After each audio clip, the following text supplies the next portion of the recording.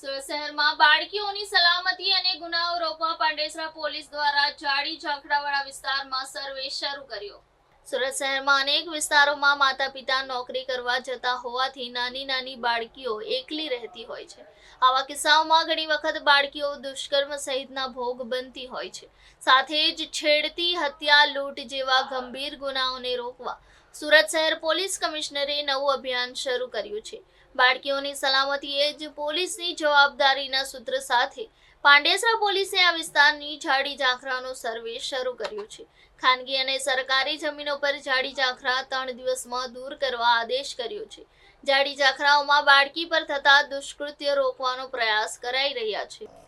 માનનીય શ્રી કમિશનર શ્રી અનુપમસિંહ ગેહલોત સાહેબના માર્ગદર્શન અને એની સૂચના મુજબ તેમજ સેક્ટર 2 શ્રી ડામોર સાહેબ તથા ડીસીપી 4 ગુજ્જર સાહેબ અને અમારા એસીપી શ્રી ઝવેર દેસાઈ સાહેબની સૂચના અને માર્ગદર્શન મુજબ પાંડેસરા વિસ્તારમાં કોઈ અનિચ્છનીય બનાવ ન બને તે બાબતની તકેદારી ભાગરૂપે આજ અમે અમારી ટીમ પાંડેસરા પોલીસની ટીમ સાથે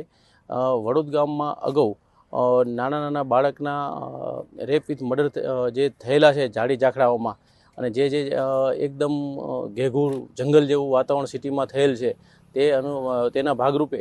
અમે આજ પાંડેસરાની પોલીસ ટીમ દ્વારા એક સર્વે કરવામાં આવી રહ્યું છે કે ક્યાં ક્યાં જે જાડી ઝાંખરા છે કે જ્યાં આવા બનાવ બનવાની શક્યતાઓ છે કે જ્યાં અગાઉ બનાવ બનેલા છે તો એના ભાગરૂપે